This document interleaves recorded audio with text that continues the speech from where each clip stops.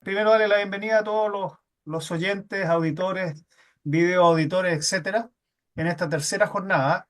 Y tenemos básicamente dos temas muy importantes y si alcanzamos a ver otro, lo vamos a ver.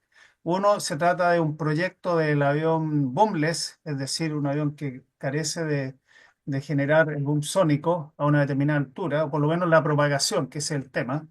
Y el otro que vamos a conversar es sobre el accidente del Bell 206 en el Hudson, donde tenemos que emitir algunas opiniones respecto a lo que hemos visto. Así es que para partir, Fernando, como de costumbre, nos acompaña junto con Rodrigo. No nos acompaña hoy día Sergio Vilgen porque está con una actividad en el Colegio de Ingenieros. Así es que tienes la palabra, Fernando. Hola, ¿cómo están? Em, el tema que quiero conversar es un tema bastante interesante que partió básicamente con el tema del Concorde. Como todos pueden saber, el Concorde fue el primer avión de pasajeros, de transporte de pasajeros, ¿cómo se llama? Supersónico. Y uno de los problemas que existía era que se producía eh, el boom sónico. Y voy a explicar aquí, a compartir, em, voy a compartir, eh,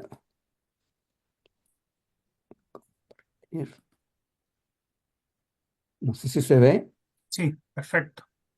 ya. Primero, antes de hablar del tema de este, voy a hablar de qué es lo que es el boom sónico. El boom sónico es el ruido que se escucha de la onda de choque o shock wave en inglés de un objeto viajando a la velocidad del sonido o más rápido. Cuando se vuela bajo la velocidad del sonido, o sea, menor que Mach 1, aquí podemos ver el, el sonido es que se forma, es como cuando uno tira una piedra a una piscina, ¿cierto? Se forman ondas eh, como las que aparecen aquí. Y cuando el avión es un avión pequeño, como este que está mostrando acá, se, el sonido se van comprimiendo al frente, pero no pasa nada más que uno escucha el ruido cuando te llega la onda que corresponde. Cuando uno vuela a la velocidad del sonido, como este avión de acá que está dibujado, que es un Concorde, el avión vuela junto a las ondas de sonido comprimidas. Eh, Vamos para atrás. Aquí se nota que las ondas de sonido se están comprimiendo. Y básicamente eso pasa porque la velocidad del objeto es lo que hace ese trabajo. Y finalmente, cuando se vuela sobre la velocidad del sonido, o sea, a más de Mach 1, se forma un cono. Uno puede ver aquí, se forma el cono y básicamente lo que pasa es que esta parte de acá, donde está la línea, hay una, un salto De de presión. presión muy fuerte y que es el famoso boom sónico. Esto, esto se detectó cuando empezaron a volar los aviones, los primeros aviones sobre el Mach 1, que se escuchaba el boom sónico, que es romper la barrera del sonido. Eso es básicamente lo que eh, se usaba como concepto, romper la barrera del sonido. Mucha Es gente que creía que pasaba algo terrible cuando se rompía la barrera del sonido. claro, se pensaba que era que si iba, la A persona se desarmar. moría, el vehículo se destruía, era terrible. Exacto, exacto, porque además lo que sucede es que por temas aerodinámicos, cuando empieza a llegar a esa barrera del sonido, de la velocidad, de volar a la velocidad del sonido, eh, el aumento de resistencia que tiene el avión es muy alto. Y por eso, en realidad, lo que pasaba era que para romper la barrera del sonido tuvieron que ponerle motores muy poderosos. Estamos hablando casi al final de la Segunda Guerra Mundial, hace casi 80 años. Sí, bueno, Fernando, solo para amenizar un poco y Sí, po, comentarle adelante. para que la gente, para que se entienda mejor, digamos, quienes no dominan estos temas, es como el tema este es que por delante del vehículo, o sea, hacia donde avanza, ¿no es cierto? Cada vez que se emite un sonido, se expande una onda de presión en el aire, pero el siguiente sonido que se emite del motor, por ejemplo, o de una sirena o lo que sea, la siguiente onda que sale, también sale hacia adelante, pero el vehículo ya avanzó, entonces sale desde más cerca. Y por eso es que uno escucha la ambulancia, ¿no es cierto?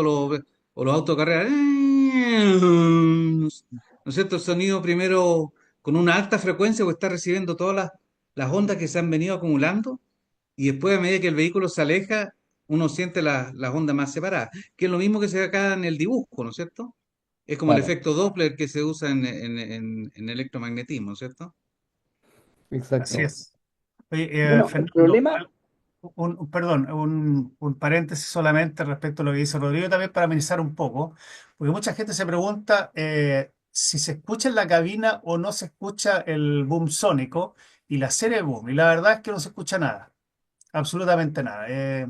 Yo llegué hasta Mach 2.0 con un piloto de prueba y no se siente ni al 1.0 ni al 2.0. No hay ruido en la cabina. Eso es solamente para que claro, aclarar no hay eso ruido puede preguntar a la gente. porque el boom sónico básicamente es que esta diferencia, este cono de Mach que está aquí, eso es de lo que pasa encima tuyo. Y eso es lo que rompe de repente, cuando hay diferencias de presión, pueden romper hasta una ventana, ¿ya? Claro. El- la primera vez que esto se produjo aquí en Chile fue cuando llegaron los Hawker Hunter, alrededor del año 60 no me acuerdo bien si 67 o 68, ¿No, sesenta y no, siete no, no fueron los F-80? ¿No? No, No alcanzaban, no, fue ya. el Hawker Hunter. En El picada, Hawker Hunter no volaba supersónico, pero hizo una picada, una picada. claro. En una picada llegó y de ahí rompió muchos vidrios porque voló cerca de la base de Cerrillo. Bueno, y eso es el problema, porque el problema está en que, como decía Eduardo, como uno no siente nada arriba, el pasajero le da lo mismo. Pero el tema está, y vamos a pasar a la siguiente lámina, es que el boom sónico se expande a la Tierra no solo en la línea de vuelo del avión, sino que en un área muy grande como una hipérbola, como ven aquí. Por lo tanto, en toda esta zona amarilla del contacto en la Tierra se escucha el boom sónico. Esto tiene muchos años, digamos, cuando el Concorde partió volando, se empezó a escuchar los booms sónicos cuando volaba sobre tierra. ¿Por qué sobre tierra y no sobre mar? Porque sobre mar hay poca gente, ¿ya? Pero obviamente si pasa el avión justo cuando uno está en un barco, uno va a escuchar el boom sónico. Lo va a sentir en realidad. Más que escucharlo, lo siente, porque es un cambio muy brusco de presión. Es como cuando uno cierra la puerta de un... Es que yo tuve un auto como un escarabajo. Si uno cierra todas las ventanas y trata de cerrar las puertas, se produce un aumento de presión. Y se siente en los oídos, porque obviamente es donde uno siente los cambios de presión. Entonces, lo que pasó fue que el, el Concorde, el Concorde que volaba a 52.000 pies o 16.000 metros, volaba a Mach 2 y generaba en la Tierra ondas de choque con una diferencia de presión, lo saqué de un dato, de casi 2 libras por pie cuadrado. Ahora, eso es bastante poco como presión, pero sentirlo bruscamente es fuerte y puede producir daño o molestias más que daño en los oídos. Y por esto se hizo imposible que volara sobre tierra. Incluso hay la FAA en su época sacó una normativa que prohibía volar a los aviones de pasajeros, le prohibía volar em, La velocidad sobre del tierra, sonido. sobre Estados Unidos, Ah, sobre tierra. Ya. sobre tierra.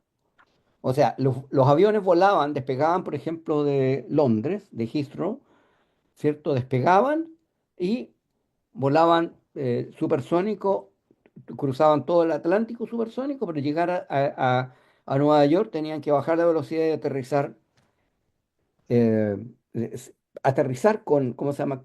Subsónico, Bueno, obviamente. para aclararlo un poquito más, todavía, se llama Mach a la velocidad del sonido en el aire, ¿no es cierto? En el momento. El sonido, recordemos, es una onda de presión, ¿no es cierto? Que viaja cuando uno, digamos, las cuerdas vocales o los motores, lo que hace Claro. ruido, lo que hace, en el fondo, presiona el aire y forman ondas, ¿no es cierto? Que van una tras de otra, así, etcétera. Y esas ondas viajan a una cierta velocidad. Mientras más denso 330 metros por segundo al nivel del mar. a nivel del mar, y mientras más denso el medio, ¿no es cierto?, viaja más rápido la onda. Entonces, la velocidad del sonido a nivel del mar, como dice Fernando, no sé, tiene un valor mil y tantos metros por segundo, no, 300 metros por segundo, Me siento. 330 metros por segundo. 330 metros por segundo. Pero más alto, como la atmósfera es menos densa, ¿no es cierto? La velocidad es un poco menor. Y entonces lo que hacía el Concorde era mantener una velocidad bajo la velocidad del sonido, ¿no es cierto?, de la altura a la que va viajando, hasta estar sobre el mar, entiendo. Y después en el mar, claro, le daba nomás, no había mayor problema. No había exacto. Ahora, un tema interesante para entender esto de la velocidad del sonido pasa cuando uno ve un relámpago. Cuando ve un relámpago, el relámpago uno lo ve al tiro, ¿ya? O, ¿cierto? Y después siente el trueno. El trueno es la onda es la onda de Mach, ¿cierto? La onda de La onda de sonido que sonido. te llega después de que se ha formado el relámpago. Y por eso se dice que uno tiene que contar la cantidad de segundos para saber a qué distancia está el relámpago. Y Claro, ahí, el relámpago viaja a la velocidad de la luz, digamos, ¿no es cierto?, exacto, básicamente. exacto. El relámpago sí, pero el trueno viaja a la velocidad del sonido. Claro. Y por eso uno puede calcular la velocidad. O sea, la distancia donde cayó el relámpago y decir, oye, a ver, se demoró 3 segundos en llegarme el trueno después de que vi el relámpago, son casi 1000 metros, más o menos, 330 Por por tres. 3. Claro. Entonces, más o menos Y ese es más o menos el mismo concepto. Y el problema es que volar, o sea, sentir muchos boom sónicos habría sido un problema muy serio, tal como fue en un momento determinado cuando llegaban los aviones a los aeropuertos y había mucho más aviones que, estamos hablando de la época fin del 50, los sonidos, los ruidos ya no eran aceptables para los habitantes alrededor del aeropuerto. Y se empezó a ver qué posibilidad había de, de generar nuevamente este vuelo supersónico, porque la idea es mucha gente que necesita viajar más rápido, ¿ya? Y hoy día solamente lo pueden hacer supersónicamente los aviones militares de combate. Entonces se desarrolló durante los últimos 60 años investigaciones por parte de la NASA y de la FAA para buscar soluciones al problema del vuelo supersónico, sin el problema del boom sónico, boomless. Ahora, tal como dijo Eduardo cuando presentó el tema, boomless no significa que no se produzca el boom sónico. La idea es que el boom sónico no llegue a la Tierra. O sea, que como se llaman los rayos de presión, así le llaman los que están estudiando el tema, que son las ondas de choque, alcancen la Tierra. Esa es la idea, que no lleguen a la Tierra. Para eso, obviamente, tiene que volar alto y aquí vamos a explicar cuál es el tema. Hay un tema que se llama este vuelo se llama vuelo Match Cutoff. Los rayos de presión entonces se refractan, vamos a mostrar después una imagen, se refractan a una cierta altura y en vez de llegar a la Tierra, se van hacia el espacio. Y por lo tanto no llega el rayo de presión a la Tierra. Ahora, esta técnica solamente permite hacerlo hasta unas velocidades de 1,3 veces la velocidad del sonido. O sea, más que eso, no hay forma de Que no que no llega. llegue a la Tierra. Pero es un gran aumento de velocidad para poder volar, por ejemplo, entre Nueva York y Los Ángeles. Eso permitiría bajar mucho el tema. El concepto se basa en que la temperatura ambiente es considerablemente más baja en altitudes de vuelo. A mayores altitudes, la velocidad del sonido es considerablemente menor en altitudes de vuelo, a mayores altitudes, que en la Tierra. Como vamos a ver en el gráfico que viene, el, el- esto permite volar entre rangos de 1 y 1,15, mientras que el ruido de la explosión sónica se refracta hacia arriba. Aquí podemos ver, bueno, lo primero que la vista simplificada está. Aquí está el tema de la temperatura, que estábamos hablando que a mayor altura la temperatura disminuye. Y hay una altura en la cual uno puede volar a esa cantidad, a esa velocidad 1,3 veces la velocidad del sonido. Y las ondas no pasan de la zona de lo que se llama la altitud cutoff. La altitud cutoff. Y por lo tanto de ahí se refractan los rayos, no se reflejan, se refractan. Uno de las personas dice que esto es lo mismo cuando uno mete en un vaso de agua transparente, tiene agua y uno pone un lápiz. Y uno ve que el lápiz está como quebrado. Y básicamente eso pasa porque se refractan los rayos de luz. Aquí se refractan los rayos y por eso le llaman los rayos del, del, Las ondas de del- sonido. de las ondas de sonido, de las ondas de choque. Claro. Y le llaman rayos. ¿Ah? Sí, este es un tema que se ha estudiado mucho y por eso ahí puse, qué sé yo, estos datos están sacados de un trabajo que hizo la Universidad Estatal de Pensilvania. Aquí, Perdón, entonces, pero esto va a depender de la temperatura del día, la altitud de exacto, vuelo, etcétera, ¿no es Es. cierto? exacto. Y eso es fácil porque hoy día hay mucha información de las temperaturas.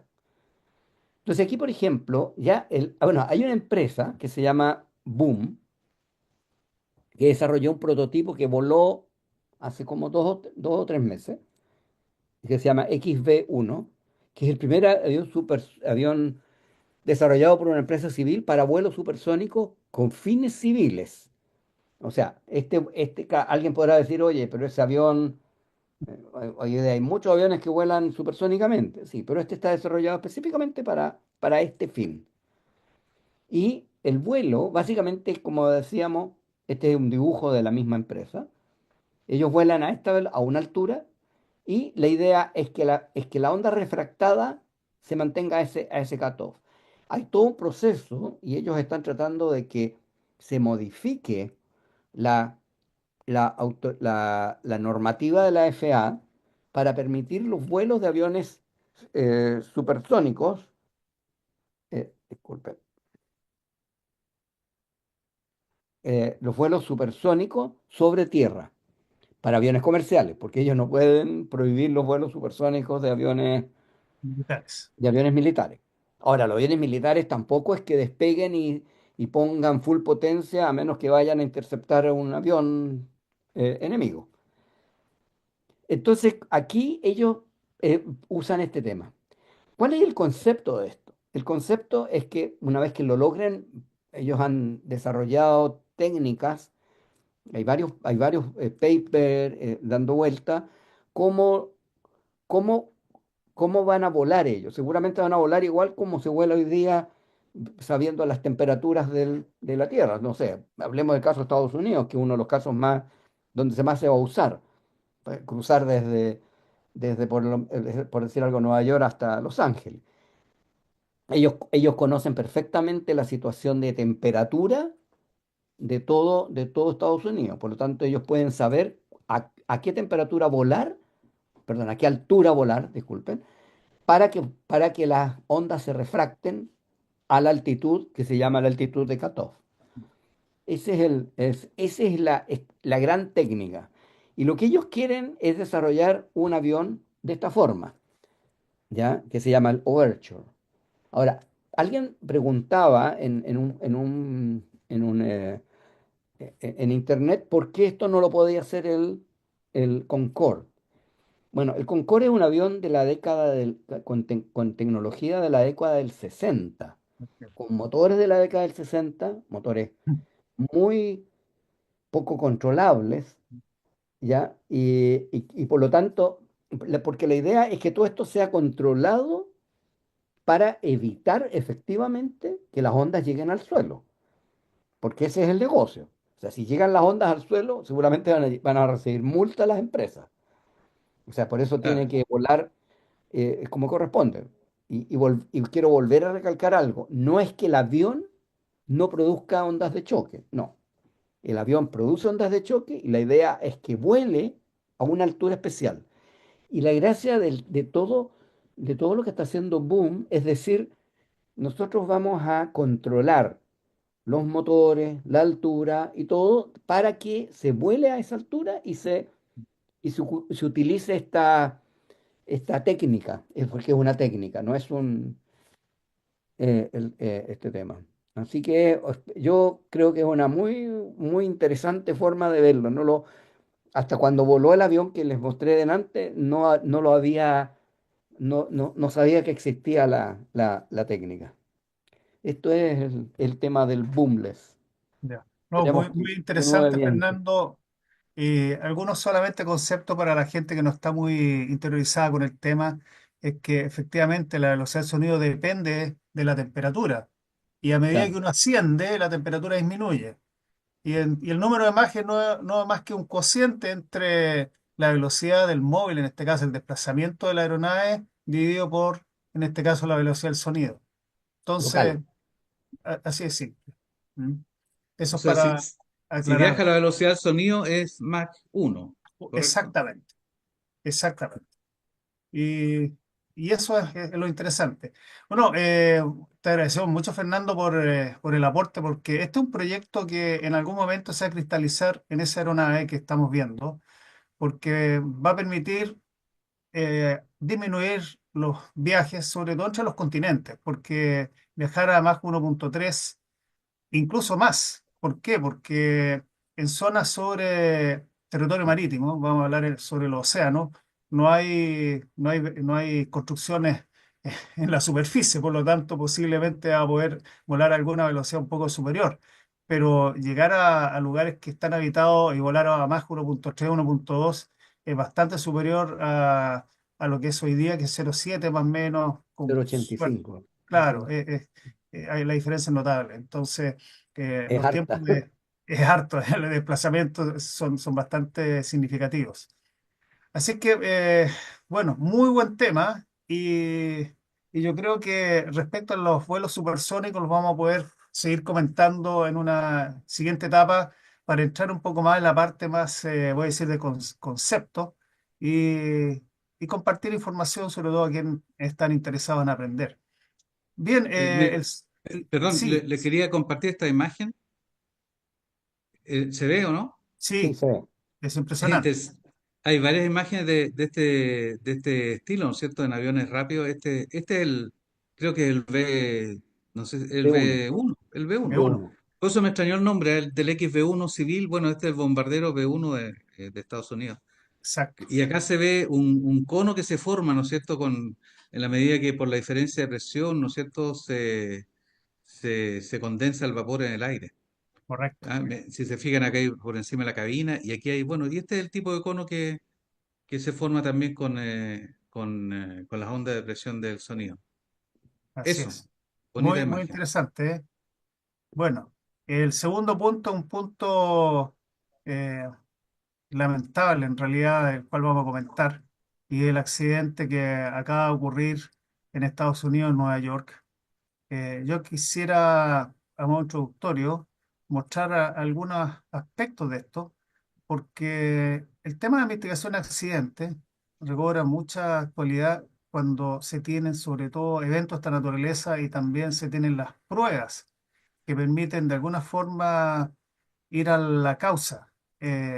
Voy a compartir pantalla, sobre todo para quienes no conocen bien de qué estamos hablando, qué tipo de helicóptero. Eh, Ahí tenemos. No sé si lo ven bien. Perfecto. Sí, Ya está en modo presentación. Ok. Y aquí, Fernando, voy a usar algunas de las fotos. No sé si tú las tienes también Sí, para después comentar.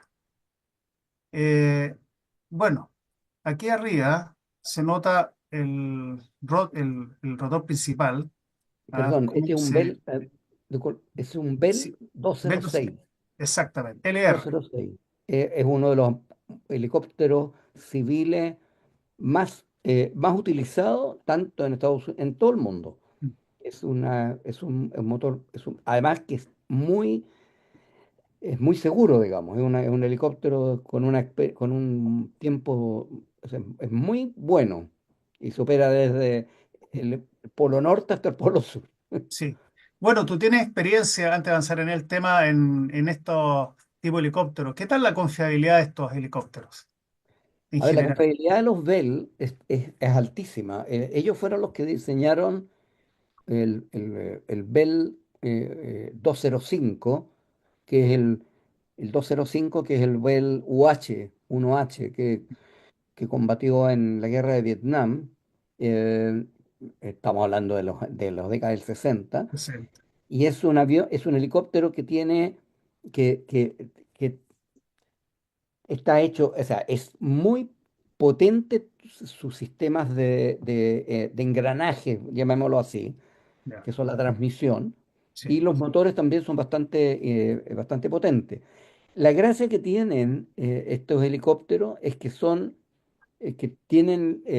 estaban hechos para usos militares, por lo tanto, tienen la posibilidad de que si recibían algún daño en la cola o en alguna parte, son súper resistentes a los daños. Por lo tanto, efectivamente, son bastante confiable. eficientes en eso y Bueno, y confiables. eso yo creo que es uno de los aspectos que más llama la atención de este accidente, porque cuando uno ve que se desprende el rotor principal, ¿ah? Por lo tanto, no existe ninguna posibilidad de sobrevivir. Que aquí se ve cómo va cayendo, acá está desprendido el rotor principal y aquí hay dos partes. ¿Ah? Y lamentablemente no hay posibilidades de sobrevivir ante una catástrofe de esa naturaleza. Y aquí uno lo ve ya invertido y, y y- explicar por qué va y sin invertido en cola, realidad por el centro de ¿sí? gravedad, acá abajo Y del sin, motor. y ¿Mm? sin rotor de cola. Sin rotor de cola, porque Se además está cortó la cola. desprendido el rotor de cola. Perdón, rotor de cola y el boom. Este es el boom que es lo que conecta el rotor de cola con el helicóptero. Claro. Y más adelante vamos a explicar un poco la mecánica. ¿Ah? Esta es una fotografía que se emitió el día de ayer sobre los restos rescatados. Y aquí uno ve el mástil y la transmisión.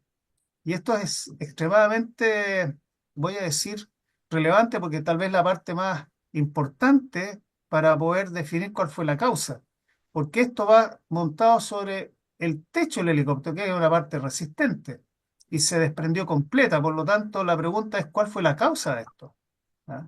O sea, esto es fundamental para poder definir cuál es la causa que originó el accidente.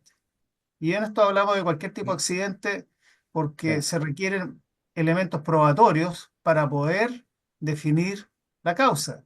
Si no se tienen, cualquier opinión es subjetiva y son hipótesis que no tienen demostración. ¿Mm? Eh, de hecho, Eduardo, por ejemplo, hace un rato tú nos mostrabas en la imagen anterior las palas, sí, o sea, el rotor. ¿no es cierto? Las dos palas del rotor exacto, cayendo por separado, correcto. ¿sí? Y no sé si venían con esta parte fija. A ver, Claro, espérate, Ya, ¿qué es lo ahí se que...? ve, Ah, ahí Rodrigo. están con las palas puestas. Sí, claro. sí, Esto fue lo giraba, rescatado. giraba. Cayó, Venía todo salió junto. completo, ya, claro. Mira, Entonces, resulta, esto jamás yo lo había visto, o sea, Yo tampoco. accidentes. No, es totalmente inusual. Y aquí vienen varias preguntas, por supuesto, ¿ah? Porque esta es una pieza, si tú, Fernando, puedes explicarla, porque esta es Claro. de tu área de Esta es la trabajo. parte, esta es la parte, esta es la transmisión y todo lo que es la parte de abajo, amarilla, esa es la parte que va pegada al techo del helicóptero, la parte de abajo. Y desde esa parte se afirman con estos componentes amarillos también al componente que es plomo, que adentro va lo que se llama la transmisión. La transmisión es básicamente el motor está pegado hacia la derecha y de ahí entonces con, con distintos componentes rotatorios se hace girar el mástil. El mástil es el que perdón, está acá. entiendo, Fernando, que el rotor, o sea, el motor tiene un eje horizontal, ¿no es cierto? Horizontal. Como Sí, motor. acá. Y Sí, en alguna parte este movimiento se transforma en es movimiento el vertical, movimiento en gira vertical. vertical. Claro. En Te Y esta lo eso parte. se explico hace más adelante. adentro de esa pieza ploma, que Sí. esa es la que se llama la transmisión. Y si puedes volver, mira, aquí está perfecto. Y aquí se nota, perfecto. Está ahí el motor y ahí abajo se ve un eje que está ahí ahí ese eje ingresa a la transmisión. Esta es la transmisión. Esa es la transmisión.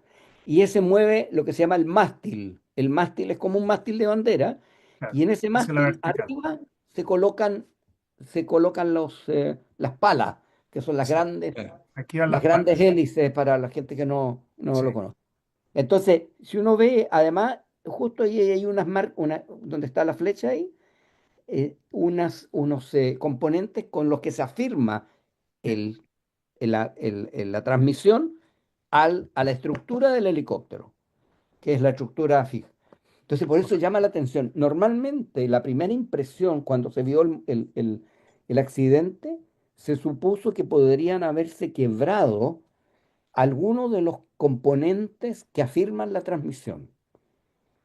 ¿Ya? Eh, ¿Y cómo se llama? Pero cuando se recuperó todo lo que es la transmisión, uno se da cuenta que no se rompió ninguna de las piezas que conforman, sino que hay algo más que se dañó que no aparece en la fotografía. Esto pasó hace 3 días, así Claro. que no. Mm. Y como Bueno, dice Eduardo, Sí. esta es la gracia, o sea, por esta razón uno tiene que recuperar los restos de los aviones o de los helicópteros que han sufrido accidentes, porque es la única forma certera de saber qué fue lo que pasó, porque si no, son todas conjeturas y tesis sin pruebas. de hecho, Exactamente. Fernando, entiendo yo que uno de los temas de los helicópteros, pues yo siempre trabajé con aeronaves, con aviones, más que helicópteros, pero el helicóptero con el rotor, ¿no es cierto? Al girar, provoca una reacción, ¿no es cierto? El rotor gira en un sentido, pero se afirma en algo, porque de hecho se firma en la estructura del helicóptero. Y si yo Exacto, sujetara las palas, ¿no es cierto?, giraría el helicóptero, exacto. y no la pala. De hecho, por eso entiendo tienen en general, ya usan otros métodos, pero en general tienen el rotor de cola que en parte contrarresta Para ese contrarrestar. giro, ¿no es cierto? Para que sea Correcto. la hélice la que gire y genere la sustentación. Pero Bueno, perdón, esta reacción se afirma en la estructura, esta me imagino Exacto. ¿no es cierto?, en claro, la transmisión y de ahí, bueno, alguien tiene que sujetarlo al helicóptero. Claro, exactamente. y claro, y uno ve en la foto esta de lo que recuperaron en el río, uno ve que que está completo. O sea, ¿Puedes volver un poquito para que la veamos, Eduardo? esa. Es, Uno ve que todo eso amarillo abajo debe ser, así a simple vista, no tiene, pues, obviamente no tenemos más antecedentes. Todo eso parece formar parte del, del avión. la estructura Claro, la estructura de superior, soporte del, claro, el techo del helicóptero. claro. Mira, Bueno, más adelante vamos a ver un video y que quería comentarle algunos puntos que son bastante curiosos, voy a decir. Porque esto fue publicado ayer. Aquí debo decir y agregar dos cosas. Uno, que es la FAA, que es el equivalente a la EGAC, o nuestra EGAC, la equivalente a la FAA, que son las agencias que controlan todos los aspectos de aeronavegabilidad de los aviones civiles, en este caso Estados Unidos la FAA y en Chile la EGAC. Y uno de los puntos que se publicaron fue que ya habían reportes que mostraban problemas en la transmisión, problemas de contaminación en el aceite y signos de desgaste. En este caso es Wow. el, en el rodamiento de la no, transmisión. ¿Ah? Eh, y esta es la cantidad de horas que tenía el helicóptero. Es que es un tema ya está arrojando algunas pistas. Y lo otro que tiene que ver con lo que es el rol de la FAA, y después vamos a entrar a quién hace la investigación de accidentes en Estados Unidos. El rol en este caso FAA, y dispuso que se dejaban en tierra toda la flota.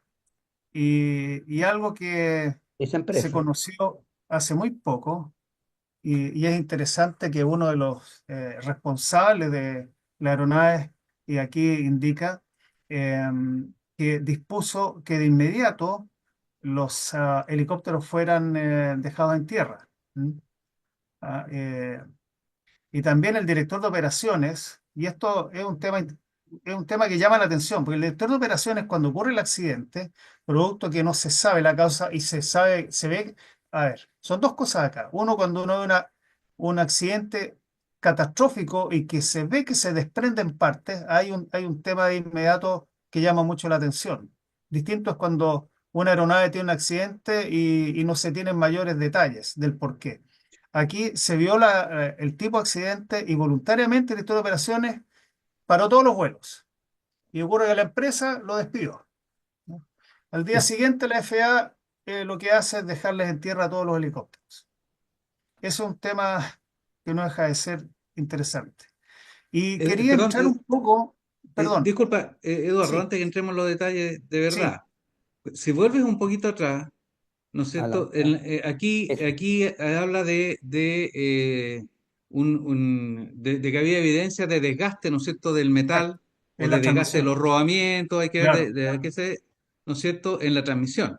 correcto, Ahora, si tú me muestras más atrás todavía, cuando mirábamos la transmisión que explicaba aquí, que explicaba Fernando, eh, claro, aquí yo no veo que en la transmisión haya, o sea, a mí me da la impresión, digamos, que el asunto se prendió más abajo, ¿sí? correcto. No, Si avanzas definitivamente, una más, la transmisión, esta parte gris que decía Fernando, sí, en la siguiente imagen se ve enterita, sí. ¿no es No, cierto? claro, O se podría haber salido del eje, pero claro, aquí me da la impresión de que salió todo. la pieza Claro. de amarilla de abajo como que se desprendió del techo. Entonces, pues, Exactamente, alguien podría decir desgaste por la evidencia de que se muestra en el aceite. Pero claro. yo podría decir, no, esto se desprendió del techo, así que puede ser fatiga de los penos o los remaches o de la fijación, ¿no es cierto? Entonces uno puede Correcto. Al empezar y menos, Claro. sí, hay varias causas que son Claro. una hipótesis ahora, Mm. porque la pregunta es qué pasa si hubo, producto de toda esta problemática, contaminación y problemas de desprendimiento de partes, si se hubiera, voy a decir, eh, voy a utilizar ¿cómo se llama? Una palabra que no va a entender todo, se obstruya y se tranque el movimiento. Aquí definitivamente se produce un torque muy grande y un esfuerzo enorme, Ah, pero también, ¿qué pasa si es que repararon alguna vez el techo del helicóptero y no quedó de acuerdo a un estándar? Son preguntas que se van a tener que responder los investigadores. No, Por y eso hay que además que, investigar a fondo. Sí, sí, y uno de los temas importantes, ahí, mira, ahí, en el anterior, por favor, ahí dice un tema súper claro, no, no, en el informe que mandó, en el informe que mandó, dice el, que muestra que el ensamblaje tenía metal en el aceite.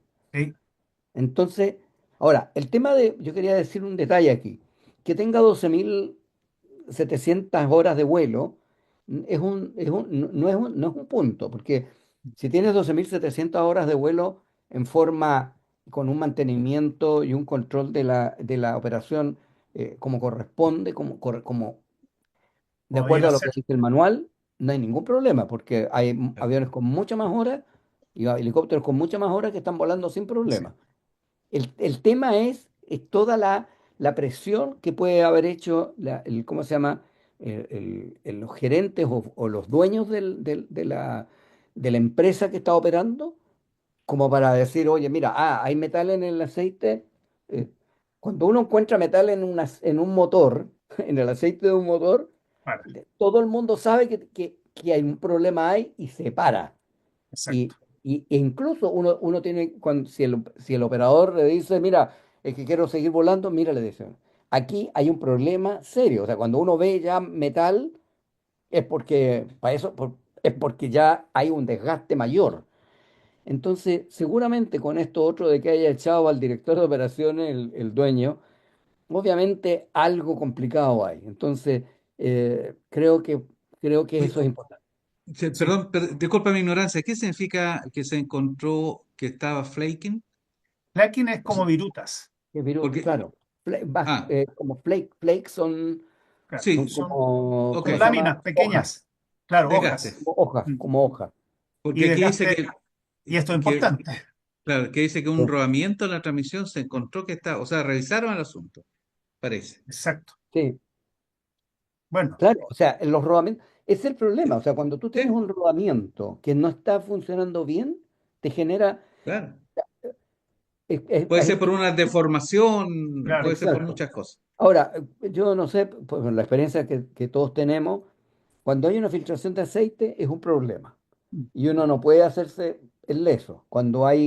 mm, Cuando la, cuando el movimiento normal, por ejemplo, de un motor, de los motores, la gente no sabe, pero los motores a reacción, los motores jet, uno los puede mover con la mano, aun incluso los motores mucho más grandes, como los de los 787 y todo esto, los mueve con la mano. Y si uno está acostumbrado y uno hace esa prueba, si uno mueve a mano y de repente se frena un poco, significa que hay un problema.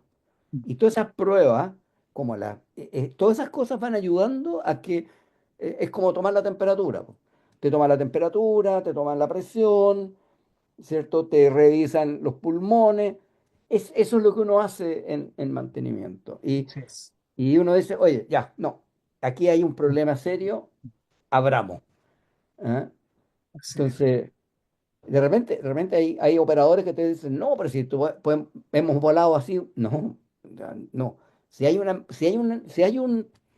un pequeño problema, las cosas se van de una después. Y ese es el problema. Exacto. Exacto. En un automóvil tú frenas, te detienes y te bajas. Exacto. En una Aquí. aeronave no lo puedes hacer. Otro tema Eh, que habíamos conversado es el tema de por qué es tan importante encontrar los restos. Y quiero hacer una, una experiencia al accidente de Juan Fernández, del avión de Juan Fernández. En el avión de Juan Fernández hubo 1.000 hipótesis planteadas no por personas técnicas, sino que básicamente por abogados, el que decían que faltaba el bulón y un montón de cosas. Y todo eso, cuando se logró recuperar los restos partes. del avión, se demostró que los problemas no eran los problemas técnicos. No había ningún problema técnico de las cosas que se habían eh, Encontrado. encontrado. Mm. Sí. ¿ya? Y por eso es tan importante, y si nos ponemos un poco más cercanos en el tiempo, eh, y esto es una opinión muy particular mía, creo que por eso el no haber encontrado más restos del accidente del C-130 en el paso de Drake, eh, hace que sea muy difícil definir qué es el, La ¿cómo causa. se llama? ¿Qué fue lo que pasó? Porque mientras uno no lo encuentre, hay mil conjeturas. Correcto. Y todas esas conjeturas pueden ser válidas o inválidas. Claro. Recuerda, Fernando, que hasta se habló que el caso 12, y perdón que vuelva atrás, se había volado con las alas trizadas. O sea, lo que fue una aberración respecto a lo que realmente ocurrió o los estados de la asociación de mantenimiento. Muchas aberraciones producto muchas veces de la ignorancia o también, no solamente ignorancia, a veces la gente también quiere correr la noticia en un sentido solamente para vender más diarios. Y eso es claramente lo que creo que ocurrió, porque para que aparezca algo así en primera plana es, es una irresponsabilidad, es una opinión particular. Exacto, Pero exactamente. bueno, yo quería además compartir algo respecto a cómo se hacen las investigaciones en Estados Unidos, porque Estados Unidos tiene lo que es la NTSB, la National Transportation Safety Board, y ellos se encargan de las investigaciones de los accidentes en aviación, en todo lo que tenga que ver con materiales peligrosos, lo que tenga que ver con accidentes en carreteras, en la parte náutica marina, en lo que sean tuberías, ductos y trenes. O sea, cubren todo y obviamente no son parte de ninguna institución o organización vinculada de alguna forma al accidente o al participante del accidente mismo. Eh, pero estamos hablando de Estados Unidos y estamos hablando de una agencia que tiene realmente recursos. Y eso es porque Y- van a escuchar en las noticias que la NTSB está investigando este accidente. No así la FAA dispone de la parte regulatoria, básicamente. Esto para aclararlo. Y lo otro, quería mostrarles lo siguiente, ¿ah? Que va a ser interesante. ¿Por qué? Porque esta es una animación de justamente de lo que tú hablabas, de cómo tenemos el motor, ¿ah? Tenemos una caja de engranajes y aquí tenemos el eje que es un eje bien singular respecto al diseño. Aquí están los soportes de la transmisión y aquí está el tubo del mástil. ¿Mm? Este es un Bell 407, pero el principio es el mismo. 407 porque tiene cuatro palas y Exacto. 206 porque tiene dos palas. Justamente, muy buen alcance. Y aquí, Fernando, se ven justamente lo que tú mencionabas y que se ven en los restos encontrados de que esto va adosado a la parte estructural del techo, que era una de las partes más, voy a decir, fuertes Sí, del helicóptero, porque tiene que justamente sobre esto cuelga todo el peso relacionado con el helicóptero y la estructura. ¿Mm? Y todo. ¿Mm? exactamente. Claro. Y aquí se De ve, hecho, de hecho, yo siempre escuchaba que había un perno grande que afirma el rotor al resto, ¿no es cierto? Y que sí, le llaman el perno Jesús.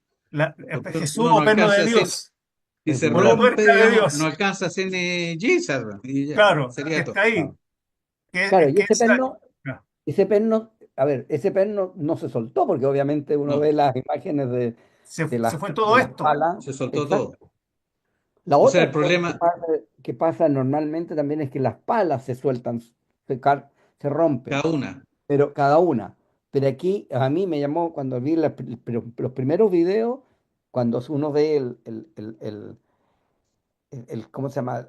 Las dos palas girando, uno dice, ¿qué pasó aquí? Por eso es un accidente muy, muy interesante. Es muy Claro, parecido, el 407 es muy, muy parecido al 206. Oye, exactamente. Así que, y hay una cosa simpática, si demuestras el 206, por favor, Eduardo, si se fijan, para que se entienda mejor, digamos, eh, si se fijan alrededor del eje del rotor principal, ¿no es cierto? Hay dos barras verticales, Vanessa, ¿no es cierto? Y lo simpático de esto es la forma como se mueve el helicóptero, porque cuando el helicóptero quiere ir hacia adelante, ¿no es cierto? lo voy a decir en simple, ¿no es cierto? Sube una de estas barras, la otra baja un poco e inclina la hélice hacia adelante.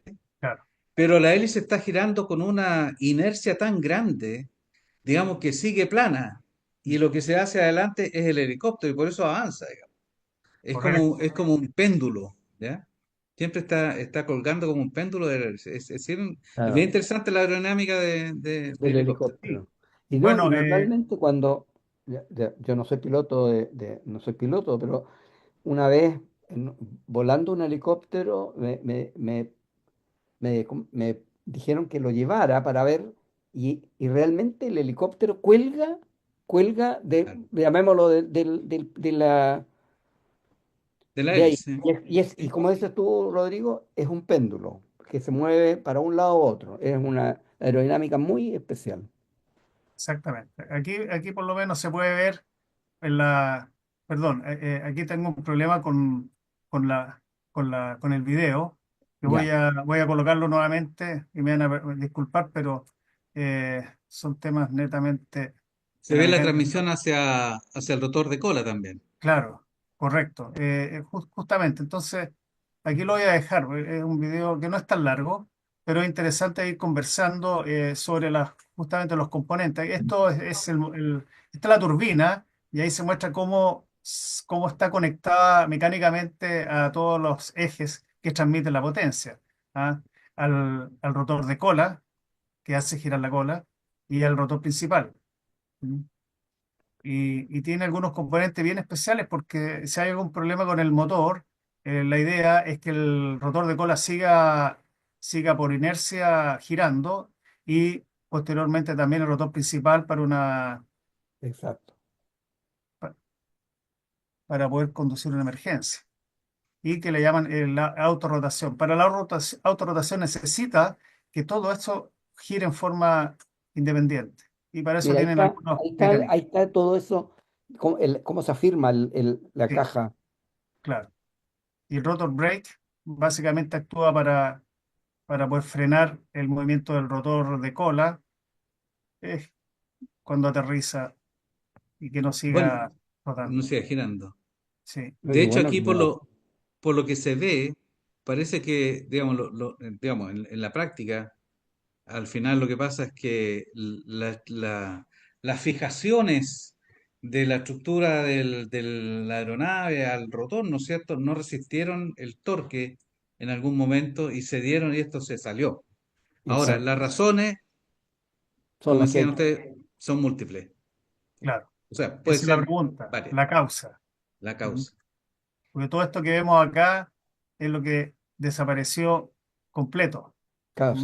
se fue hacia arriba. Claro, y ahí están los engranajes El engranaje. reductores Claro. para Mira, producir la velocidad de rotación. lo bueno, digamos, dentro de lo terrible de este caso, es una familia completa, digamos, además de la tripulación. Lo bueno, lo más simple de este caso, que esperemos que sea así, es que el río Hudson no es tan profundo, entiendo. Entonces están recuperando las partes y un buen análisis, ¿no es cierto?, va a poder a lo mejor determinar si se rompió la piel donde estaba firmado el perno, o se rompió el perno, o se rompió la estructura, por qué, ¿no es cierto?, qué hay dentro de la caja de engranajes, si algo se atascó y provocó un torque excesivo, etcétera. Pero se va a poder estudiar bien, digamos. Eso es súper importante. Claro, Exacto. correcto, porque esto es lo que encontraron. Y eso es fundamental, porque lo que hemos visto y hemos discutido, que definitivamente es una pieza y que es muy extraño que salga despedida completa, a menos que un esfuerzo muy grande lo provoque. Y esa es la pregunta. O sea, ¿fue una reparación en el techo? ¿Algo falló en la estructura? ¿O sencillamente la transmisión se bloqueó y produjo un evento catastrófico? Pero la verdad que es bastante inusual dentro de la experiencia que nosotros tenemos y que usted y tú, Fernando, que trabajaste en estos helicópteros también. Que a Exacto. nivel a nivel nacional, ¿alguna vez tuvimos alguna experiencia de este tipo? No, que yo sepa, no, no, no. Los accidentes básicamente son por problemas de aterrizaje, problemas de golpes de las palas contra árboles o torres de de operación, digamos, en torres, general. torres eléctricas, etcétera. Pero Mm. de este tipo primera vez, por eso yo tengo harta experiencia con helicópteros, pero nunca había escuchado un accidente de este tipo. Porque por Sí, eso al principio uno lo primero que piensa, se le fueron las palas, exacto. o, o algo golpeó contra algo, Mm, o de repente pueden chocar Sí, contra pájaros, por ejemplo, claro. o podría chocar contra pájaros, que los pájaros producen golpes muy fuertes, sí, pero aún así, esto de que se separe la transmisión, se salga la cola, porque se salió con la cola completa antes de Claro, caer. Eso claro. significa, porque si hubiera caído y las colas queda a un lado, perfecto, Mm, pero aquí salió antes y voló sí, antes. Entonces, exacto. las fuerzas de inercia que están metidas en esto son muy grandes. no, Entonces, tremendo. este Bueno, tema que tú planteabas de que algo se trabó Mm. y obviamente sigue funcionando, no, deben de que haber producido algo muy fuerte. Pero bueno, Claro, y hay que esperar, como decías tú, pues, hay que esperar el las análisis de la conclusiones. NTSB. Y la Oye, y NTSB este,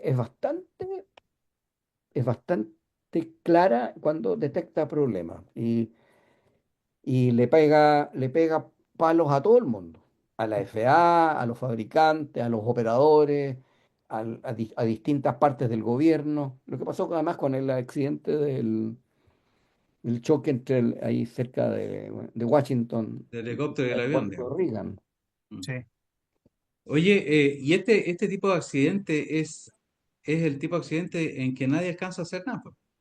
Ah, El piloto no alcanza ni a avisar dónde está ni nada, es algo terrible. Son accidentes muy Catastrófico, bruscos, muy brusco. muy bruscos. Y yo quería tomar este punto para hacer un comentario también muy personal respecto a lo que pasó, de lo que está pasando todavía, lo que está pasando con el accidente del C-130 en Mar de Drake. Pues a mí realmente le digo, me ha molestado el hecho de ver varios reportajes ya en que aparece el fiscal que lleva la causa antes que se inicie el juicio, ¿no es cierto? Diciendo pasó esto, y este es culpable por esto, lo otro. Bueno, y ya resolvió todo, entonces ¿para qué? Lo que me molesta es que se aprovecha. Yo entiendo que las partes que se tienen que defender, eh, yo entiendo que no pueden llegar y hablar, pero esto está en investigación. O a lo mejor él dijo, ya terminé la investigación, así que puedo hablar. Pero me extraña mucho, fíjate, aunque me concuerda con lo que veo en televisión todos los días. Pues todos los días, oye, en nuestro canal de forma exclusiva tuvo acceso, ¿no es cierto?, al video probatorio y salen con, bueno, ¿y en qué quedó el secreto de la investigación? ¿No es cierto? Y yo le digo, me molesta muchísimo haber visto un programa bastante largo en Chilevisión el otro día, en que se decía que, digamos, se inculpaba a una serie de profesionales de la Fuerza Aérea, ¿no es cierto?, por distintos motivos asociados a un cuento que inventan a partir de haber encontrado unos documentos, ¿no es cierto?, que a mí parece pueden estar mal interpretados, pero entonces aquí parece que se salió, dicen, la pala una pala de una hélice de un motor, y la pala le pegó al fuselaje y el fuselaje estalló, y además se le salieron las alas, ¿no es cierto? Y le pegaron a la cola, y alguna parte le pegó a todas las antenas, por eso y entonces inventan un cuento tremendo, que yo creo está basado más bien en la ansiedad por tratar de encontrar culpables para después poder demandar,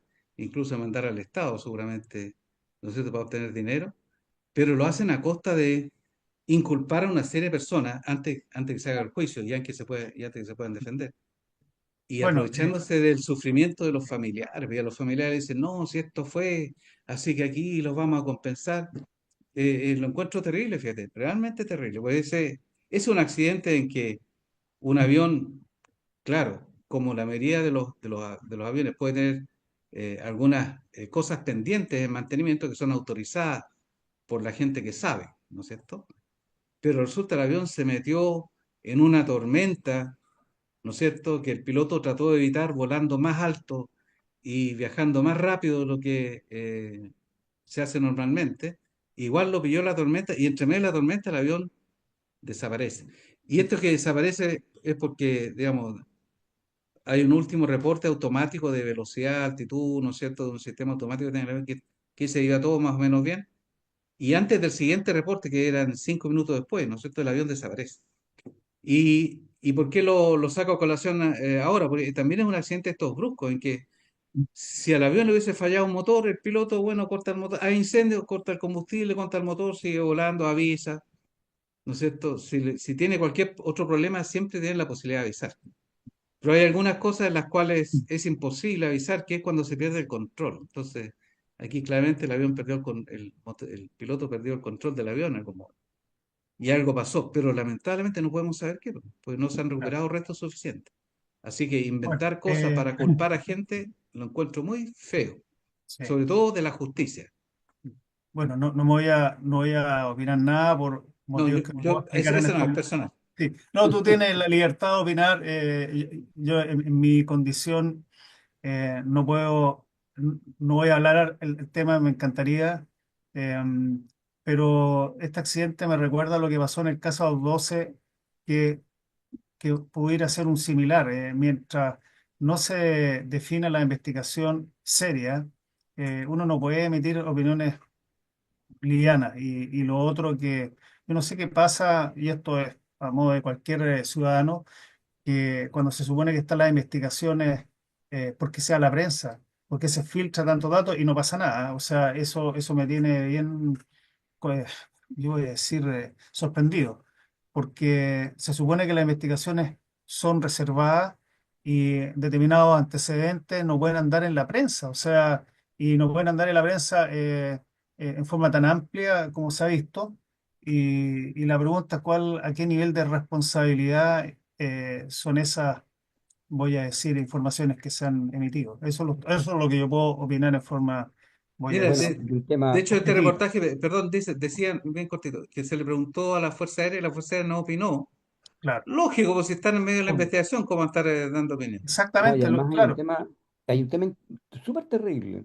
No hay que olvidar que la presunción de inocencia, o sea, aquí parten de la base, toda esta gente que hace estos comentarios, a los que nombran son culpables. La gente es culpable cuando lo diga la justicia. Y Sí, después de todos los puntos, ninguno de nosotros es abogado, pero nosotros sabemos que uno es inocente hasta que te demuestren que eres culpable. Hace muchos años cambió, con la justicia antigua uno tenía que demostrar que era inocente. exacto. Hoy día tienen que ellos demostrar que la persona que dice es culpable. Entonces uno se enoja cuando dice, oye, pero a esta persona no, ¿por qué no, ¿cómo se llama? Hizo tal cosa, ¿por qué no la meten presa? Bueno, porque hay que demostrar que lo hizo, Exacto. no al revés. Entonces, No, y estoy queda de la acuerdo con eso. sensación de, oye, el delincuente al final lo dejaron libre. Y bueno, Sí, si no era culpable, pues. ¿Ah? Claro. Pero claro, es muy feo y yo creo que aquí tenemos un problema. Yo veo que en todas las noticias, ¿no es cierto?, la prensa trata de averiguar antes y empieza a preguntarle a los involucrados, ay, usted, ay, ¿por qué fue para allá? ¿Y a qué venía? Y empiezan a hacer la investigación que corresponde a la justicia, digamos. así es. Exacto. En fin, Bueno, tenemos mucho veamos tema qué que pasa con... conversar Será para una sobre, siguiente. claro, sobre los Sí. accidentes aéreos y sobre todo respecto a la rigurosidad y a lo mejor dejar un capítulo para examinar bien los procedimientos que tiene la NTSB Sería respecto interesante. al profesionalismo, seriedad y también luego la difusión responsable, digo yo, de las causas técnicas o no técnicas, porque esas son operacionales netamente de un accidente o incidente. Así que bueno, tenemos tema para la próxima jornada. Yo creo que vamos a hablar un poco más de los vuelos supersónicos, vamos a enseñar un poco más de cómo funcionan los motores, por qué vuela un avión, en fin, muchos temas que hay mucho interés. Hoy día lo conversaba con algunos integrantes de las otras especialidades en el colegio y efectivamente, ¿se sabe qué más? Es que sí, hemos visto motores de aviación, pero nadie se pregunta que hay dentro de la cobertura, voy a decir, el vestido que tiene un motor, es decir, toda la caparazón, para que me entienda la gente que no entiende los temas aeronáuticos. En fin, hartos temas entretenidos, así que quiero agradecerles a ustedes el tiempo y también las opiniones que son propias de cada uno. ¿Ah? Cada uno es responsable, esto no representa necesariamente la opinión del Colegio de Ingenieros ni de la especialidad.